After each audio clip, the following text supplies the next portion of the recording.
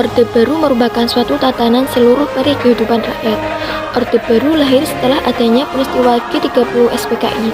Sejak penumpasan pemberontakan G30 SPKI, rakyat bersama-sama berjuang menata kehidupan berbangsa. Akhirnya Orde Baru ditandai dengan keluarnya surat pemerintah 11 Maret yang disebut Super Semar. Dengan demikian, Super Semar adalah tonggak lahirnya Orde Baru. Pertama, ada masa transisi tahun 1966 sampai 1967. Masa transisi tersebut antara lain aksi Tritura.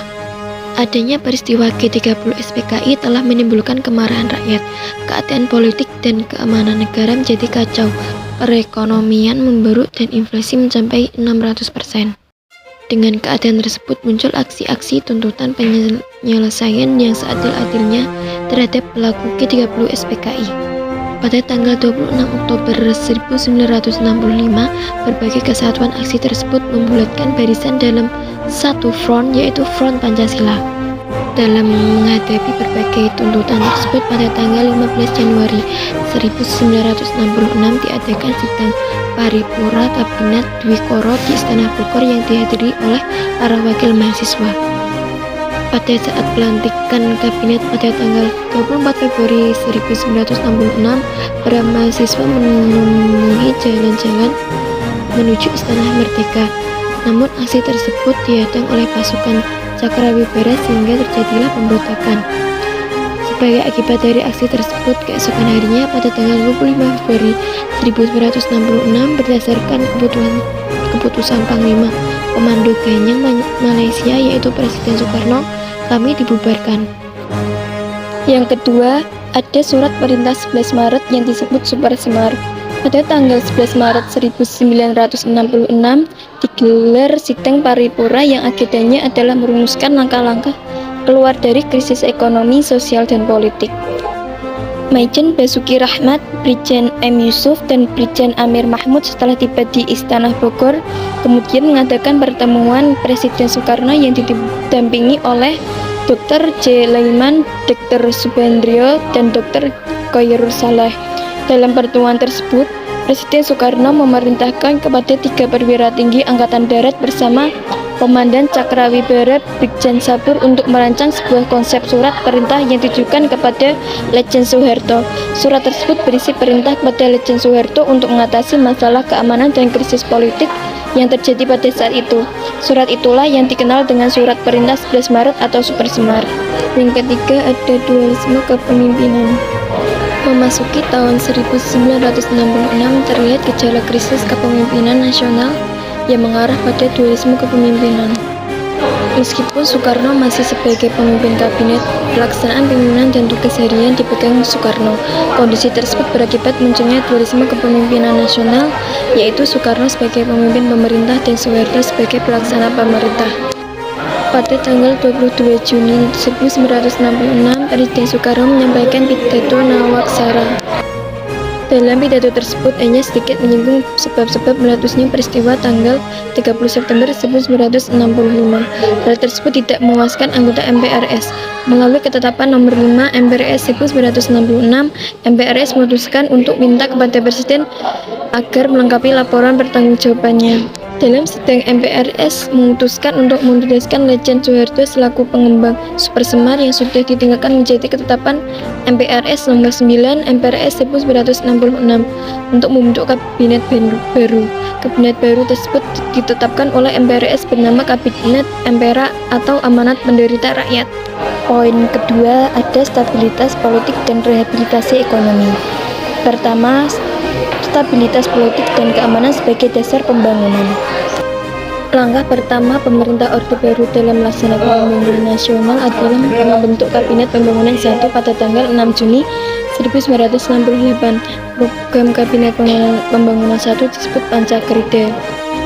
Pada masa pemerintah Orde Baru dilakukan penyederhanaan partai, adapun realisasi partai dilaksanakan melalui sidang umum MPR tahun 1973. Sebenarnya penyederhanaan partai politik tersebut lebih dituju untuk menciptakan stabilitas nasional dalam kehidupan berbangsa dan bernegara. Hal tersebut berdasarkan pengalaman dari penerapan kabinet parlementer. Pemerintah Orde Baru berhasil melaksanakan pemilu sebanyak 6 kali, yaitu diselenggarakan setiap 5 tahun sekali. Penyelenggaraan pemilu selama Orde Baru tersebut menimbulkan kesan bahwa demokrasi di Indonesia sudah tercipta dengan baik. Semua pemilu yang dilaksanakan pemerintah Orde Baru selalu dimenangkan oleh Golkar. Selanjutnya ada integrasi Timur Timur. Integrasi Timur Timur ke Indonesia tidak terlepas dari situasi saat itu, yaitu adanya perang dingin dan konstelasi geopolitik kawasan Asia Tenggara. Saat itu terjadi perebutan pengaruh antara blok Barat dan blok Timur. Kesempatan Timur Timur untuk menentukan masa depannya, Timur Timur diperbolehkan untuk mendirikan partai politik. Partai politik tersebut adalah: pertama, União Democrática Timorense. Kedua, Frente Revolucionaria de Timor-Leste Independente. Yang ketiga, Asociação Popular Democrática Timorense. Pemerintah Indonesia dengan cepat juga menjalankan pengesahan Timur Timur ke dalam wilayah Indonesia dengan mengeluarkan UU Nomor 7 Tahun 1976 tentang pengesahan penyatu Timur Timur. Pengesahan tersebut diperkuat melalui TAP MPR Nomor 4 MPR 1978. Secara resmi, Timur Timur menjadi provinsi ke-27 dengan ibu kota di Dili. Selanjutnya ada dampak kebijakan politik dan ekonomi pada masa Orde Baru. Dampak kebijakan pemerintah Orde Baru di bidang politik seperti pemerintah cenderung bersifat otoriter. Presiden mempunyai kekuasaan yang besar dalam mengatur jalannya pemerintah. Peran negara menjadi semakin kuat yang menyebabkan timbulnya pemerintah yang sentralisis. Meskipun pembangunan ekonomi yang dilakukan pemerintah Orde Baru menunjukkan perkembangan yang membedakan, dampak negatifnya cukup banyak. Penyebab dampak negatif tersebut adalah kebijakan Orde Baru yang terlalu memfokus pada pertumbuhan ekonomi yang berdampak buruk bagi terbunya mentalitas dan budaya korupsi para penjabat. Berikut pernyataan dari para narasumber terkait sistem dan struktur politik ekonomi Indonesia pada masa Orde Baru. Pada tanggal berapa Presiden Soekarno mengumumkan perubahan kabinet? Saya akan menjawab soal yang pertama, yaitu kapan Presiden Soekarno mengumumkan perubahan kabinet. Presiden Soekarno mengumumkan perubahan kabinet tepatnya pada tanggal 21 Februari 1966. Dengan siapa Presiden Soekarno didampingi pada pertemuan 10 Maret 1966? Saya akan menjawab pertanyaan yang kedua, yaitu Presiden Soekarno didampingi oleh A.M. Hanafi atau Duta Besar Republik Indonesia untuk Kuba, Dr. Sumarno atau Menteri Dalam Negeri, Dr. Subendrio, Wakil Perdana Menteri, Dr. Jenderal Leimena, Majen Ahmadi atau Menteri Penerangan, dan Dr. Khairul Saleh. Dalam pertemuan tersebut, Presiden Soekarno menyatakan pendapatnya dan menekankan agar partai-partai politik serta berbagai organisasi massa yang hadir pada waktu itu untuk menolak dan mengecam aksi demonstrasi mahasiswa dengan tuntutan teriturannya. Apa bentuk fakta nyata tentang Super Semar? Saya akan menjawab pertanyaan yang pertama. Super Semar adalah singkatan dari Surat Perintah 11 Maret 1966. Super Semar terjadi karena gejolak di dalam negeri usai peristiwa G30 SPKI pada 1 Oktober 1956. Dalam peristiwa itu, tentara merunding Partai Komunis Indonesia sebagai dalang di balik pembunuhan 7 jenderal. Bagaimana lahirnya Super Semar di Indonesia? Itu adalah Super Semar yang dikeluarkan oleh Presiden Soekarno pada 11 Maret 1966. Super Semar dikeluarkan dengan tujuan mengatasi konflik dalam negeri yang dipicu peristiwa G30 SPKI. Surat tersebut berisi perintah Soekarno-Hatta pada Soeharto yang pada saat itu menjabat sebagai Menteri Panglima Angkatan Darat. Terima kasih. Apa saja program Kabinet Ampera? Apa sajakah program Kabinet Ampera? Program Kabinet Ampera ada 4. 1. Memperbaiki penghidupan rakyat, terutama di bidang sandang dan pangan. 2. Melaksanakan pemilihan umum dalam batas waktu seperti yang dicantumkan dalam kehidupan MPRS nomor 11/MPRS/1966. 3. Melaksanakan politik luar negeri yang bebas dan aktif untuk kepentingan nasional. 4. Melanjutkan perjuangan anti-imperialisme dan kolonialisme dalam segala bentuk dan manifestasinya. Kapan Kabinet Ampera diresmikan? Kapan Kabinet Ampera diresmikan? Kabinet Ampera diresmikan pada tanggal 28 Juli tahun 1966. Apa yang mendasari pemerintah Orde Baru dalam melaksanakan pembangunan? Oke, baik. Saya akan menjawab pertanyaan yang pertama. Menurut saya, yang mendasari pemerintah Orde Baru dalam melaksanakan pembangunan nasional adalah trilogi pembangunan, yaitu Rencana Pembangunan Nasional yang direncanakan oleh pemerintah Orde Baru di Indonesia sebagai landasan penentuan kebijakan politik, ekonomi, sosial dalam melaksanakan pembangunan negara. Apa yang mendasari Golkar menang pada pemerintah Orde Baru? Menurut saya, Golkar selalu menang pada pemerintah Orde Baru. Alasan yang pertama, Golkar selalu mendapat simpati dari rakyat Indonesia karena ikut menghancurkan kekuatan komunis setelah peristiwa G30 SPKI. Yang kedua, terjadinya perselisihan dalam partai pesaing sehingga banyak kadernya yang lari ke partai Golkar. Dan yang terakhir, jabatan-jabatan penting diisi oleh kader partai Golkar. Selain itu, Golkar selalu mendapat kemudahan misalnya saja dalam hal ekonomi.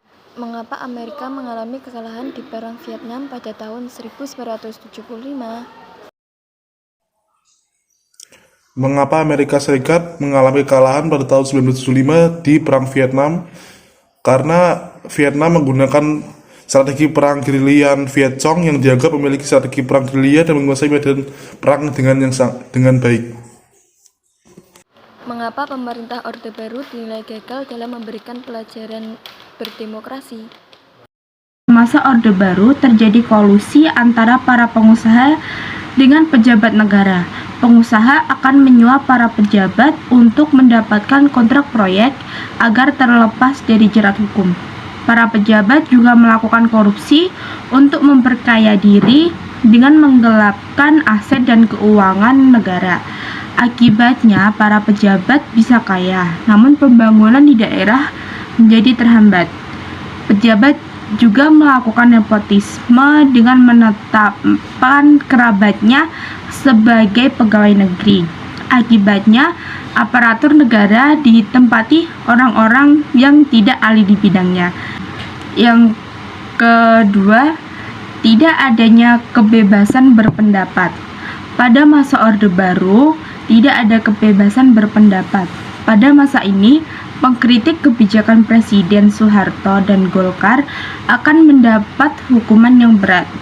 Misalnya, koran Tempo dibredel karena mengkritik pembelian kapal selam bekas ex-Jerman Timur.